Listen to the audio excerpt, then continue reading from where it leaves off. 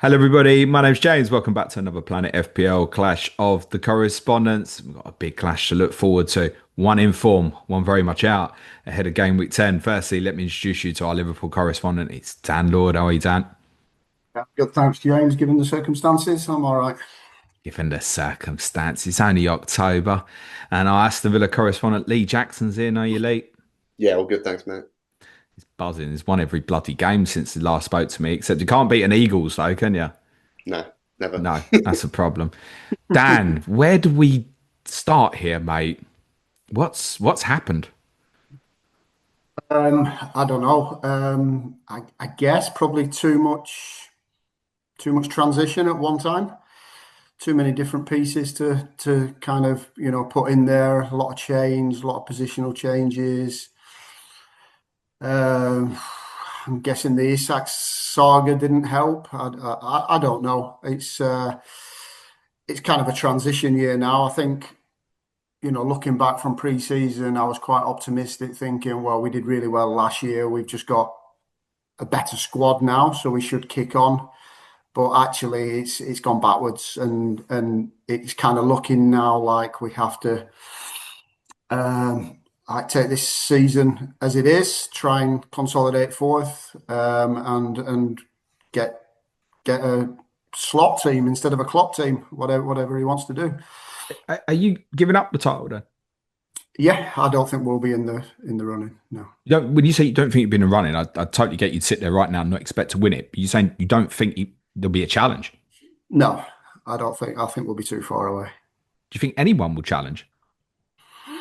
I think Arsenal will probably walk it this season now, won't they? City look dodgy at times, and there's no one else who'll come close, I don't Oh, it's another fun season for the rest of us. think. I know, well, And especially Tottenham fans. Bournemouth fans and Sunderland. I'm not going to mention my team. Bournemouth fans and Sunderland fans will probably want to have words. But where do we put this, Dan? Because you are right. Like, the squad's in theory stronger, right?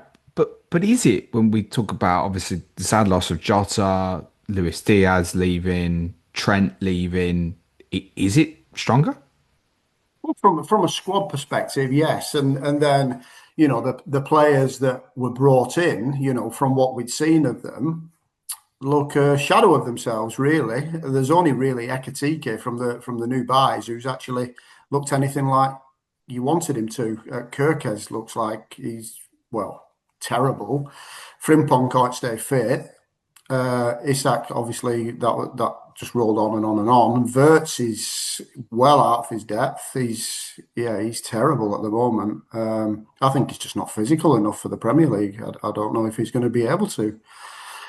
I don't know, and that surprises me because I thought you'd think, we always stereotypically think of Germans as big, strong, players, and actually, he should be used to that physicality, but he's just getting bullied out of it, and he's not a yard off the pace, more than a yard off the pace. So yeah, it's worrying really. There's only Ekatike from the new boys who've done themselves any justice really, and from the rest of the squad, there's only Szoboszlai who's played well. Nobody else has played well. Is there any mitigating in the fact that the goalkeeper's been missing recently? Yeah, I've heard people say that, but I don't think it's made a huge difference. It's obviously we're better maybe at playing out from the back, but we can't say that's the big difference in why we're struggling so badly. I think Kanati's been really poor. Virgil's been average at best. Fullbacks are poor. Midfield is a shambles. They don't know what the best three is. They keep changing it around. It just looks a mess. It looks like we don't have any style or structure. Do you think you stay up? We might do a Tottenham United did last year, I think. The way you were speaking, I could have been listening to Bradley talking about Wolves, unfortunately. Lee, give us your neutral opinion on Liverpool at the moment. Similar to what Dan said, I think when you have that much change in one transfer window, there's going to be a bedding in period. It's going to take time. That being said, I think it's been worse than you would have even expected. Even if you'd have said, "Look, we're going to make a load of changes in the summer," you still wouldn't have expected it to be quite this poor. But I mean, Isak's the main man, isn't he, in terms of what was spent in terms of transfer fee, and in terms of proven Premier League ability. And to not have had any sort of pre-season, it's going to take him a while to get up to speed, I think. Trent's the one I reflect on, though, that maybe we underestimated just how important he was to how Liverpool play. You agree with that, Dan? Yeah, to a certain extent. Yeah, but if you think of last season, Trent missed quite a bit. He was in and out through injury, and he was poor himself in form for big periods last year. With one eye on Madrid, I suppose. But yeah, I mean, there's not enough superlatives to talk about Trent. He's different to everybody else, isn't he? He brings to the table what no other fullback can, I would say. And he's always going to be a miss with his his quality delivery, his quality of passing. Yeah, but they have to adapt and play a different way, and they've not found that way yet. And it looks like it's a long way of finding something, really. This is difficult to equate because we can't measure it. But do you think the problems are physical, mental, or both? I think it's. I don't know. We've said before we don't know what the impact of Jota's passing had on some of the players, mentally and physically. I don't know. It's impossible to say how much that's affected players. I just think there's just too many changes, and people aren't just on the top of the game. Nobody really knows. Kind of, a structure. I expected Verts to almost play in the 10 almost all the time and just find them spaces in between. And when we spoke about it last time, he's making the same runs as other people. He's not finding them gaps. He doesn't know where he needs to be. McAllister's been poor, who generally isn't. Gravenberg's done all right. But yeah, it's just too many players out of form, really, as well. To when you're trying to bed new players in, you want the established players to kind of help them on the way and them pull the weight almost a little bit until they get up to speed. But they're such off form at the same time that it's just taking longer than anyone expected. How do you feel about Arne Slot at the moment? I'm all right with it. I know loads of people have said, "Oh, he's not up for it. He's got this, he's that, the other." Like I say, it's a big change, and this is Slot's team now. The last team was Klopp's team. He didn't change anything. Everybody was the same personnel. He didn't really need to change much, tweak much. We became a little bit more possession based under Slot and built out from the back a little bit more. But other than that, it was the same blueprint, really. Can you understand some Liverpool fans are seriously questioning him at the moment? And I use the I word know, some strongly. I know Liverpool fans, so yeah, no, nothing surprises me. Yeah, and obviously on social media, where you see most of it, that's where all the idiots hang out as well. So Yeah, I don't think the majority of Liverpool fans have not turned in terms of wanting to change their manager at this stage. I'll give you some hope here, Dan. Last time I spoke to Lee, his team couldn't even score. We were all over the place. We were generally saying, weren't we, Lee?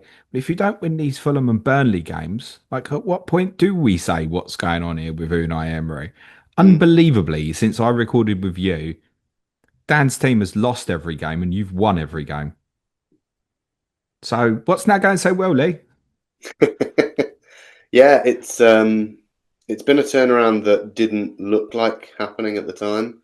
And at the time when I spoke to you, when we hadn't won a game in the league, we were sort of saying, well, Jadon Sancho's just come in, Harvey Elliott's just come in, and maybe these two guys can breathe a bit of life into the squad. Actually, we're sat here now, and both of them haven't featured a lot, really. Sancho more than Elliott. But actually, it's been more about existing players stepping up in terms of form. Cash and Dean and Konsa have really hit form. Buendia looks like the player that we signed a few years back before his long-term injury.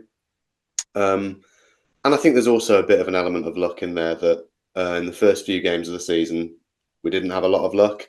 And actually, in the last few weeks, we've had quite a bit of luck. And so it makes that swing of points look even bigger. Think about the Spurs game last week. We had two amazing finishes. But And I do also a goal think, from distance on Sunday as well, right? yeah, exactly. I think in the City game we edged it, and I think we deserved to win. But again, it was another goal where you'd say it's a low XG chance. We didn't create loads.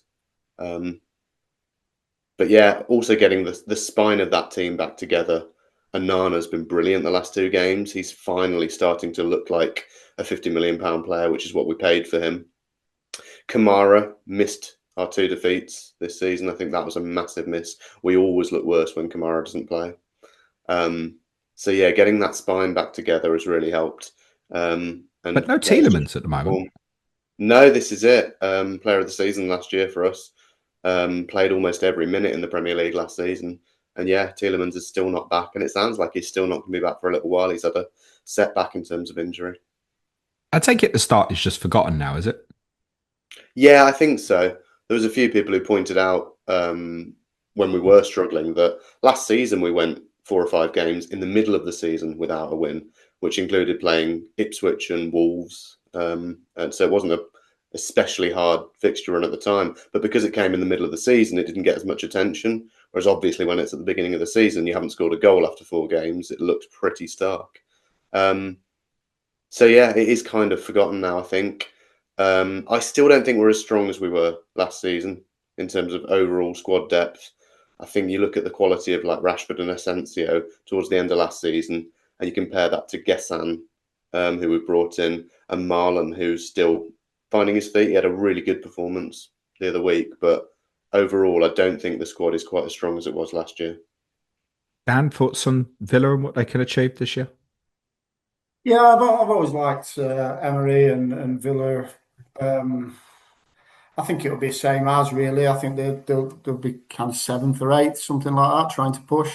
I guess depends if they keep the main guys fit, isn't it? You know, Rogers and Watkins. You know, I know Buendia's kind of got a few of the goals, but you expect most of the goals to come from them or created by them. So it all depends on injuries, doesn't it? But I don't think they'll be pushing Champions League, but I think they'll be comfortably kind of Europa League places. That's how you see it, Lee? Do you feel like you're part of the pack that should be qualifying for it, or do you feel like you're a bit behind, say, Newcastle's and that at the moment? Yeah, I think we're a little bit behind. I think we've just got to hope that one of the expected top five has a stinker and falls away in the way that United and Spurs did last season, which then opens the door for you to Dan's potentially get. trying. We're trying, yeah, definitely. Yeah, we need a bit of good luck, and we need one of the other sides to slip up, I think, for us to get in there. But yeah, I don't think there's, like I said, I don't think there's panic amongst the Villa fans. I think we'll be thereabouts in terms of Europe. Highly likely to be fifth or be Champions League again. Mm. It's got to be obtainable, isn't it? Yeah, that's the goal, 100%. If you ask any And Villa that's not just for your club and my club. That's even for the likes of Bournemouth at the moment, right? It's fan, got to be a serious possibility in terms of a challenge for so many teams. yeah, I don't think any of Liverpool, City, or Chelsea have been quite as strong as what anyone maybe would have perceived in pre-season. But I think that also goes for. I mean, my team's league position is a bit weird at the moment. Your team had a bad spell. Newcastle had a spell of not winning games. United have gone from criticism to they're going to win the Champions League, presumably in around about 20 months from now, I should imagine. So it's still up for grabs, very much so. I'm going to talk FPL with you, Dan, about Liverpool assets. Let's start with Mo. Owner or not? No. Has he ever been there or not? Yeah, started the season with him and then moved him on in maybe four to Haaland, 4 or 5. Is there a reason to hold for those there? Not from what we can see at the moment. No, I wouldn't have thought so. Not at that price. There's a few people mentioning game week 12 and Haaland goes to Newcastle. And I feel like it's clutching at the moment, but I understand it. He's looking at going, yeah, Salah home to Forest after these next two tougher ones for you. Possibly does look like the best captaincy in that week. Is that, and then there's a great run of fixtures afterwards. Does that give reason for it or not? You need to see some form first, don't you? Really, I would say. Obviously, it was a great goal at the weekend, but other than that, he was pretty anonymous as always, like he's been this season. He's just way off it, and at that price, you want to see him kind of get a goal or an assist in 2 or 3 games leading up to that to have any confidence on putting the armband on him. And at the moment, we're not seeing that. So you'd be comfortable if you were sitting there owning, you'd be comfortable selling and spreading that money, even with a home fixture this weekend. Yeah. Lee, thoughts on Mo? It's really hard, isn't it? Because we've seen him have dips in form in previous seasons, and quite often people have sort of said, "Oh, here we go. His age is catching up with him a bit. This is the downturn that we've all expected." And then he comes back and goes on a run, and it's never in question a few weeks later. So it's down to a judgment, I think, over whether you really think he is finally his age is catching up with him, or whether he's still the same Mo Salah that we all know as one of the best players that's ever played in the Premier League. I think he's still there. He's still got it. Just think he's going through a bad patch. You look at that finish at the weekend. He still knows how to finish, doesn't he? You give him half a chance, and there's no one else in the league other than Haaland. I don't think that you'd want that chance to fall to. Problem was though, I mean, it was a stunning goal Saturday, but it was out of context, wasn't it, Dan? It was almost unexpected. We've not with Mo, we've not seen him really getting into the positions that I think we often want to see him getting into. There's nothing on the data that would say, oh yeah, he's worth still having at 14.3 million. Yeah, you don't often see him popping up with goals like that. Like I mean, it was a great pass by Szoboszlai, but like a chip pass into him in kind of almost like the 9 position on the edge of the box. You don't see him in that position, and obviously that came from the break where Szoboszlai found himself out wide, and because he was going in that direction, he kind of cut in. But yeah, it's just form. I don't think age is catching up on him. He doesn't look any less fit, or I think he's still loads to offer. He's just had a dip in form, and when 1 or 2 players have a dip in form, you can carry them, can't you? But actually, when 6 or 7 have, it becomes harder. Fixtures can breed form though, and they might not just for Mo, but obviously for the team as well as that run from 12. As I said, Forest at home, West Ham away, Sunderland at home, Leeds away, Brighton at home, Tottenham away, Wolves at home, Leeds at home, Fulham away. That's all right. Oh, then Arsenal, then Burnley at home. Like there is a run to fix this here, Dan. Yeah, no, there almost definitely is, and we have had a uh, tough run, but some of the games we've lost, they're good teams. They'll take points off the top teams. Maybe not Arsenal, but Chelsea. Okay, we don't usually lose to United at home, but United will take points off people. They always do. When they show up, they're hard to beat. Um, Brentford was a bit of a blip, but it's a bit of a bogey team for us. Is Brentford? I always find. I don't know what the results and fixtures of the past say, but I always feel like we struggle against Brentford. And going into that game, I was pessimistic, given the performances we put up recently. So yeah, some of the losses I can accept. I hate losing when you're the better team and you deserve to win. In all of these cases, we didn't deserve to win any of them. So you get what you deserve. I guess that's part of the concern at the moment now as well, isn't it? That a lot of the results at the start of the season obviously had these late goals that was well documented. Lee, would you be happy with a draw? Yeah, Why? yeah. Just because it's Anfield, it's always hard there. Not many teams win at Anfield, even though they're in a tough spell at the moment. I still think a point away at Liverpool is a good result. But equally, I do think we've got a chance of going there and winning if we play to our potential, and Liverpool still stutter like they have done the last few weeks. I mean, for what it's worth, I'm sure the majority of people would agree with that. I would feel the same. And yeah, get out with Liverpool outside of a spanking. I was normally quite content with that because it normally is the spanking. Back on Salah, Lee, how do you think Luca Dean will play him? Dean's Does he been normally great. have success with him? And I know he's playing quite well at the moment. And I know a few Villa fans were looking for Matson to probably get in the team, but he's been good over this period, Luca Dean. Yeah, Dean's been great. I think Matson strikes me more as a unlocking a low block sort of left back, whereas Dean is the stronger out the two defensively. So I'd certainly expect Dean to start at Anfield. Think about last season at Anfield, we were poor, but I don't think Dean had a particularly bad game that day. I think I trust Dean enough when it comes to Salah, which is a dangerous thing to say, but touch wood. Yeah, I think he'll do okay. Okay. Mo's not the Liverpool player with the highest expected goal involvement, even so far this season, Dan. That's Cody Gakpo. I'm an owner. Have you got any advice for me? I think if you're going Liverpool, you can't get better, I don't suppose, at the moment. He has about 50 shots a game. He's predictable though. I just wish he'd go down the line sometimes and cut it across. He just always does the same thing. And to be fair, Diaz did to some extent as Was well. more Maybe, dynamic though, Diaz, wasn't he? yeah, just a lot more to him in terms of technical ability. But yeah, I think he's as good as anybody for a Liverpool pick at the moment. So a hold for me. I would say, yeah, at that price, yeah, why not? Okay. Especially at Anfield, he likes a home goal. Yeah, it's always that other discussion with you so many times about his record at home. I don't really want to sell him ahead of a home fixture. And it's similar with Virgil van Dijk. What are you saying to Van Dijk owners? I don't know. I mean, if you're looking for clean sheets, I'd look elsewhere.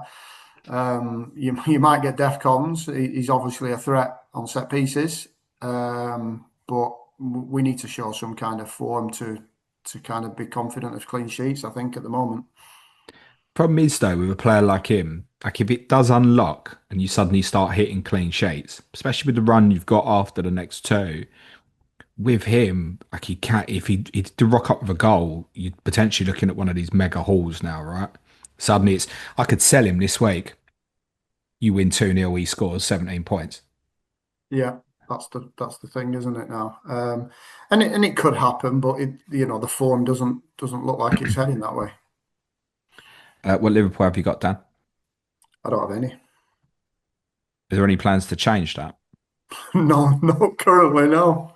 So this is intriguing, right? So obviously with this run from game week 12, you're going to sit on most people's tickers, whether you're looking at like next 2, 3, 4, 5, 6, 10. You're going to sit top. There's going to be a crowd of people wildcarding in 13, and I think there might be even a movement, including maybe people like myself who go 12. It'll be very difficult with those fixtures not to go 3 Liverpool, Dan. It would, but it depends on how we perform in the matches leading up to that. That will ultimately decide that for me and others whether we bring anyone in. Like I don't have any, is because there's none worth having at the moment, and that might be the case in game week 12 as well. Can't wildcard in 12 or 13. Have none of you. Can't. Even if you got smashed in the next 2 games, there's no way I could wildcard over that period and not go some of your players. Mm. Well, I mean, it's Because whether you play you're still going to fixtures be over form, isn't it? well, you're still going to be better than the majority of other teams in the league. Whatever happens, and bar Mo, everybody from a financial is obtainable. You might want to put Isak maybe in that bracket. Probably at the moment you can't. But Ekateke, Gakpo, if Verts finds form, I mean Van Dijk with the Defcons. If you start keeping clean sheets, he's gold even at 6 million.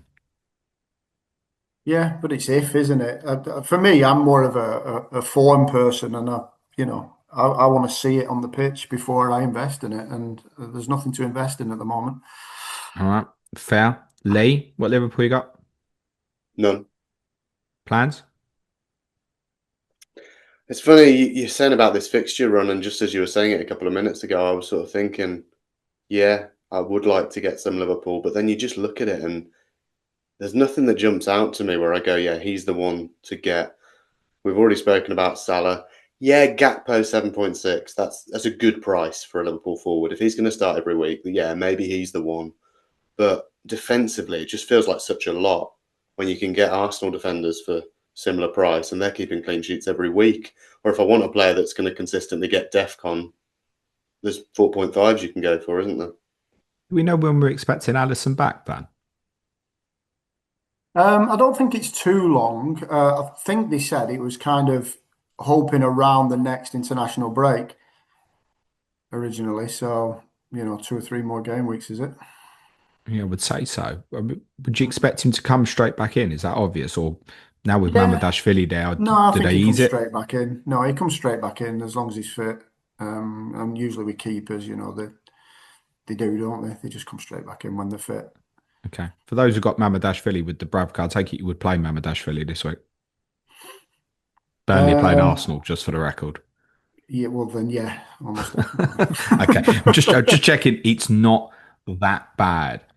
What in your mind, Dan, do you see as a fix? Are you looking at the team and thinking, this is what I'd do with the team? Not what you think Slot would do, but you as a fan, you think, I'd do this. Like I've thrown out a diamond as a suggestion at the moment Good with work. what you've got as a personnel. Let them two fullbacks go and keep it narrow and firm up the middle of the pitch. You suddenly look weak on transition, like when you lose the ball. Like when you concede the ball, you look like you're going to concede. Hmm. Um, Time is what I think it needs. It just needs time for people to play themselves into form. And yeah, I don't think there's like a quick fix. A bit of stability in selection would help. We've had a lot of chopping and changing, but it's just central areas of the pitch. Kanati's been woeful whole season really, and that he's a big player for us, and Verge can't do it all. And he's just looked off the pace. It looks like I don't know, has his head been turned with all this Real Madrid move next summer? Well, if he carries on playing like this, he won't be going to Real Madrid. He'll be more likely at Bayern or something like that. So I don't know where his head's at the moment. In midfield, I thought at times against Brentford, I thought Szoboszlai and Jones looked really good. Nice little neat triangles, passing it around, popping it off and moving. And then it just fell down. And then we were out of position. And then we were up against it again. And Gravenberg obviously is good at that. And then McAllister, is he going to play there with him? He's been poor as well as McAllister. Obviously, he's kind of, I don't think he's fit, No, I to be agree. honest. Um, it's just too many players out of form. I think that's the problem. I don't think there's a quick fix. It's just they need to play themselves into some kind of rhythm and some kind of structure and a way of playing at the moment that doesn't seem to be. Just seems to be 11 players running around on the pitch trying to make something happen. Okay. But there's nothing specifically system wise you'd think, okay, let's just try a back three or a diamond or box midfield. I think Slot has his ideas, and I don't think he's going to deviate away from that just because results aren't going their way. I think they're almost looking at it now, like I said before, as like a transition year, and let's find what we're looking for. Yes, it's going to take time. Yes, we're going to stutter in the league. We might get a good cup run. Make sure we kind of finish Champions League and get there and come April, May, June, April, May even, then we're kind of looking more like what everyone expected us to look like at the start of the season. Surely you're not doubting a top five finish here, Dan. I don't think it's a given. Not the way we are at the moment. We need to improve the way we play. It's not enjoyable. Okay. Sorry, what's not enjoyable? Obviously not. Watching us, Obviously losing yeah. is not enjoyable, but No, watching us play. I don't mind losing if we play well and it's enjoyable to watch, but it's not. It's just like you say, it looks like whenever we lose the ball, it looks like we're going to concede pretty much well, every time. the XGC data is not good. The XG data, I would say, probably is still pretty good. It's only actually Crystal Palace and Manchester United, the only teams with a higher XG this season than you, and you have had tough fixtures. We're looking at this fixture run coming up because you've had obviously a lot of tough ones already so far. So in terms of the output of what's expected offensively, it looks okay. It's defensively it doesn't, but within that expected offensively, we've got Ekateke in and out the team has done okay. I think kind of gets a pass. Isak's problems. Salah not on form. Gakpo only seems to do it at Anfield. The support cast of Verts is not doing it. Okay. So we're going to buy our Aston Villa FPL players instead, though, are we, Lee? Probably better value for money. We can't hear you, Lee, which is Sorry. magic. He's on mute, isn't He's he? just laughing, that's why. I wish I could just permanently put you on mute, mate. But go on. No, they are better value for money, but it's really hard. I know you've spoken at length, James, about the defcons at Villa just aren't there. And when you've got so many teams with defenders that do look like picking up defcons, it makes it really hard. From an attacking point of view, Rogers is now 6.8. That's a tempting price, but he's still not quite hitting that form for me. He's looked better the last couple of weeks, but the returns aren't consistently coming, even though we've been playing well. Watkins doesn't look quite right, and he's still 8.5. So it's hard to find FPL assets in there. Buendia is the one that's looked the most exciting and interesting at 5.3, And he but hobbled any off. given week. Sorry? He hobbled off at the weekend. Yeah. He left the stadium with his foot in a boot. And even if he'd have been fit, he's not guaranteed to start. We've seen Marlon coming in. We've seen Gesson starting games. So it's tough from a Villa point of view. And Cash is the one that jumps out. I mean, he's the top point scorer, having scored 2 this season already. But you look at how those goals came about and the XG that he's accumulated and his historic scoring record over the last 5 years he's been at Villa. And you can't see those attacking returns consistently coming for him. No, but people do like points, Lee. I guess Rogers is the one that may be knocking about most in a few teams still. Mm. What's the advice here? Is it hold or I mean, if you're looking something sideways like a Ismail Assar, even cheaper, is that a move? Get it done or I like that. Yeah, if I had Rogers, I'd probably be switching to Sarr with that. Palace have got a nice run coming up. Sarr, yeah, he looks clinical. Yeah, I'd be getting that move done. But equally, if you've already got Sarr and you've got Rogers, I don't think Rogers is a must sell. And if you don't fancy Sarr, I don't think it's the worst thing in the world to hold on to Rogers at 6.8. It's not a bad price. yeah, there were others though, weren't there? It's not just Sarr, Yankuba Minter, Brighton about to come in the good fixtures, Declan Rice, similar price, Enzo Fernandez, similar price. There were others. Yeah, if you want to make that move, go for it. I don't think it's a hard sell though. I don't mind holding on to Rogers. If I was to wildcard in 12, Lee, you walk into Leeds away and Wolves at home.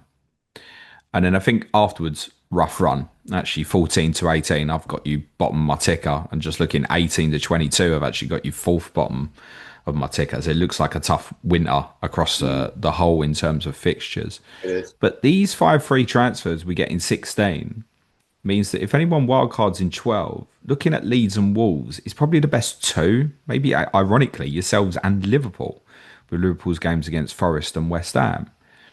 Do you make a case to be punting in the likes of Watkins for 2 games there and then moving it on, knowing that you've almost, if you wildcard in that period, the 5 free transfers almost forces you to look at a couple of real short term ones. Yeah, I get that. I think, yeah, certainly the 5 transfers changes things, doesn't it? And you do end up looking at just a shorter term window. Wolves, yeah, sure, great fixture. Leeds doesn't scream attacking returns to me, though. I think they've looked okay defensively, actually. So maybe not as good as it looks on paper. Have you wildcarded yourself, Lee, or not? I have, yeah, And the Villa in your squad is, none. and I presume, Dan, you've got none either. Nothing. Yeah. So I'm the only dickhead with a defender from the worst DEFCON team in the league, which is basically what you are. But he got one at the weekend, Lee, in Finally. Esri Konsa. That's a one-off though, isn't it? Yeah, it's not going to be consistent. We look good defensively. You might see some clean sheets in coming weeks, although not this weekend, I don't think. But yeah, DEFCON wise, you're not going to see much from Konsa. Should I pick him over Van Dijk this week? No, I'd be picking Van Dijk. Dan's smile. Right, all right, James, don't push it. There's no reason to have real Villa player long term though, defensively, right? No. Martinez. I feel like we're drawn to look at goalkeepers from teams like yours where the DEFCONs are just not going to be there, right? That's it, yeah. I thought exactly the same thing before we hit record, is that actually if I was looking at investing in Villa defence because I think there's going to be clean sheets, I'd almost be tempted to pay 5 million for Martinez because at least then there might be save points. There could be a penalty save.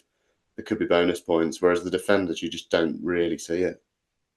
Yeah, if I'm going in, say 12 or 13, no, I'm looking at the next 10 thinking I'm probably avoiding this. Mm, Admittedly, there's probably 10 fixtures on the other side of that that probably look all right, and I'm probably going to end up using him for that. So maybe I'm just not convinced to pay it. It doesn't feel like the asset that he did when he no, was absolutely smashing it, sort of like in the COVID period and that. Like, that's a long I, time ago now. I don't know if I want to pay that. I'm thinking, for example, like if Alisson's back with Liverpool's fixtures, there's only point 0.4 more for Alisson. And Yeah, actually, in years gone by, Dan, when we've spoken about Alisson, it's always been like, oh, don't waste the Liverpool spot. But if you're saying to me, actually, it's all a bit shy, if he's back for that period of game week 12, I'm probably quite interested. Yeah, But it then could you be. do have a DEFCON monster in Van Dijk. Yeah, I mean, it depends. Come 12, we might have shown a bit of sign of form, and other people come to the table again, don't they? And in the likes of Salah and Salah, I don't know, Ekatike maybe, and who knows how long Isak's going to be out, but his quality's there, isn't it? And it's only going to be a matter of time before he starts scoring consistently, I would have thought. Can I ask, Dan, if Haaland got injured this weekend, I presume you've got Haaland. If Yeah, he got injured, do you go and put Mo in? no, Even still, even still, so you would just be looking to spread out spread it around. completely, Yeah, looking at yeah, Bumo Saka's the like of yeah, that. yeah, So tough to if I even just think about it, so it feels so tough to make a case for Mo at like 6 million more than Bumo at the moment. yeah, absolutely. Yeah. What's going on with Harvey Elliott, Lee? well, he's been left out of the matchday squad yesterday. I think I read he's played 170 minutes in total since he came on loan. Um, and Emery did make some comments after the game yesterday saying that when we brought Elliot in, we spoke to him and he wants to play as a number 10. We wanted him here as a number 10. But since then, we've had other players that have played really well in that position. We've had Buendia find some form. Rogers is obviously first choice in that position. And he's even played like Ross Barkley at number 10 off the bench on occasion. So I don't know whether there's issues behind the scenes, whether Elliot isn't quite fully fit or whether he's not training well. I'd only be speculating really, but what we do know is that he's not getting into that starting 11 anytime soon. Got to be something going on, mate. Yeah, I think so. It's not right. Dan, thoughts disappointing, isn't it? Really? Yeah, I thought he would. I thought he'd do really well at Villa. I thought it was exactly what they needed. In like Lee said, in that 10 position. I think he had a really good summer tournament, didn't he, with England? He looked really good, and I was a bit disappointed to see that he was kind of not in Slot's plans. But yeah, he's like Lee said. Is he just not showing up in training? Is there something going on behind the scenes? You never know, do you? And I suppose as well, Lee, because go on. I was just going to say, I was surprised how many Liverpool fans, when we signed him, were saying what Dan's just said. They were going, "Oh, gutted! Like he'll do really well for you." The amount of people that were saying, "Oh yeah, great signing, nice one. You've got a gem there." Yeah, I was just going to say, I guess from a Villa perspective, at the moment, because you're doing well again, it's not like agenda of a topic. Whereas if you'd have been carried on losing, it'd be like knocking on a Yeah, door. Why is he not playing? So I mm. suppose at the moment, it's not a problem for you. It's a problem for Liverpool. It's a problem for him. But we kind of feel like we need some explanation for it, I think, because you haven't brought him on loan not to use him. I don't think it doesn't feel like he was brought into, oh, he's going to like beef up the squad. I know you lost a number of players at the end of last season, were also on loan. But you had such good use out of your loan players last year. So just assumed that there would be an acclimatization and then he would play regularly. Yeah, and also there is an obligation to buy at the end of the season if he makes 10 appearances. Ah, so that could be what's going on. Mm, maybe. How many's he played? Do we know if that's league and cup? Don't know if it's league and cup or just league. Not sure. 10 appearances though is what's confirmed as obligation to buy if he hits that. So I think actually, that maybe is an explainer. If Emery's now looked at him and gone, "You're not for me," yeah. and he doesn't want to trigger that. send him back up in January and you don't pay the money because as well we know from a financial perspective you've been handicapped a bit, right? Because of Yeah, PSR and stuff. So don't waste something if you don't want it. Would yeah, exactly. would be a mistake. That'd be a real shame. I hope he doesn't sit there all season and not get involved because I think those who watch the under 21s in the summer would have gone, there's every chance he'll break into the England squad for the World Cup next year. That's a million miles away at the moment. Yeah, it's a shame. That said, Jadon Sancho hasn't played that much either. No, he hasn't. He looked better at the weekend. He very nearly scored when he had a lovely little run down the left-hand side. But no, he's not played loads. He's not been starting games for us. And yeah, subbed on and then subbed off yesterday. But Is there an obligation on him as well? Do we know? I don't think so, no. I think that is just a straightforward loan. Okay, interesting. Any love for John McGinn as an asset at 5.4? I mean, it's not awful. He's certainly going to start every week. 5.4 isn't a lot of money. And he will pop up with the occasional goal or assist. I'm just looking now to see what his DEFCONs are like. He's not really there for DEFCONs, though. He hasn't hit them once this season. So, no, not for me. His XGR is much better than Rogers, mate. Yeah. But if Wendy has 0.1 less, you'd go with him at the moment, wouldn't you? Yeah, but he's possibly crocked now, isn't he? So it secures up McGinn's minutes even more. And I think there is a will for McGinn to be in and around that team somewhere. Emery knows he can play him 10, left, right, exactly. drop him in. It's probably more not one now to be dropped in a deeper role. It probably does feel like he is going to play one of the three attacking positions behind a Watkins. So you know he's going to be advanced. He's got a shot on him, left or right. Yeah. I just think there's better value in other teams. I don't disagree with that, mate. So we're saying no Villa. Or are you going to talk me into Pau Torres at 4.3? Nah, you're all right. Okay, so we're saying no Liverpool. Unless Dan's going to talk me into Ibrahim Konate at 5.4. That'd be the last one go for. Still, at least your underlying data leads really good. I just had a glance at an XG table. You're 19th. Yeah.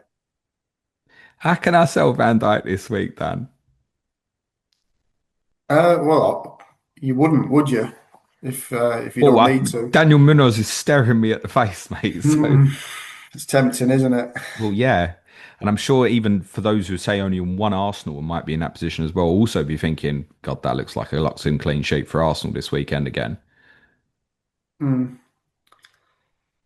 Yeah, I don't know. It depends what other fires you have to put out, but I'd definitely be contemplating shifting him sideways to an Arsenal defender or Munoz, somebody like that. Yeah, that's very much under the debate. Okay, gentlemen, thank you very much. I hope that was somewhat therapeutic for you, Dan. Let's do correct score predictions for Saturday night. I've no doubt, Dan, next time I speak to you, it will look better, mate. Give us a correct score prediction, Dan.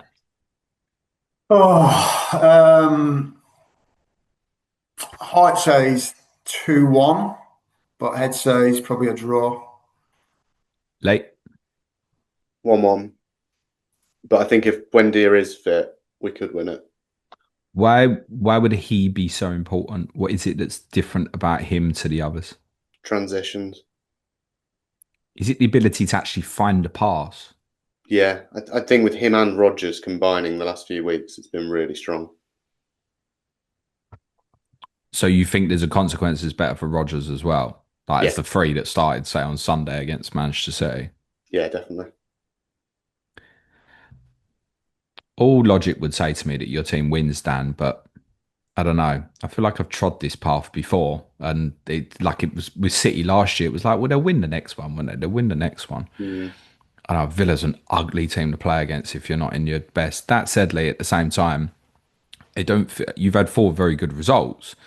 I've watched a couple of the games. You probably just about deserved it, Arblade, but I don't think you played great. We were terrible on the day. I don't think you were great either. And at Fulham, you were really struggling till Watkins equaliser. Then you obviously had a really good spell and won the game fairly comfortably. It's not quite clicked yet, but at least the results are there now, so it stopped people like me talking about it. Don't know.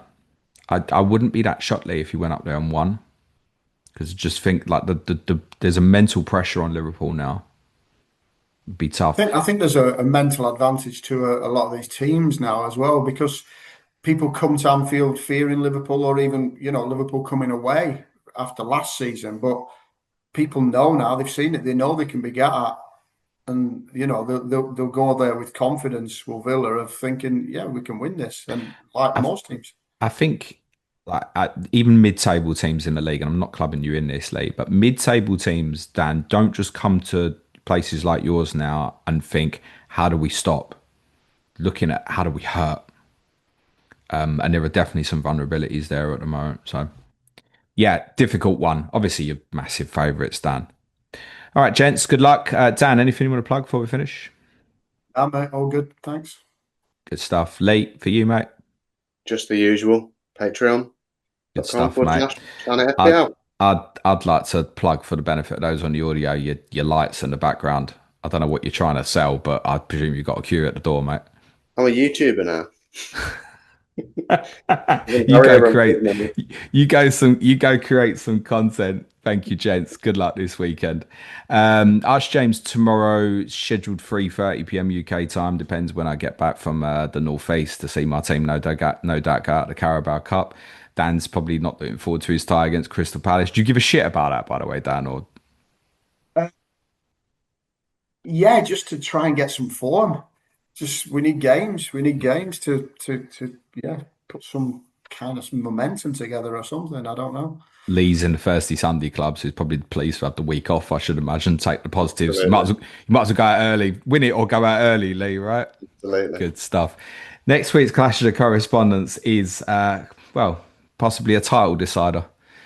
It's Sunderland versus Arsenal with Spencer Barrowman and Adam Pritchard. That'll be available for you next Thursday. To Dan and Lee, good luck, gents. Thank you. Cue music, please, man child.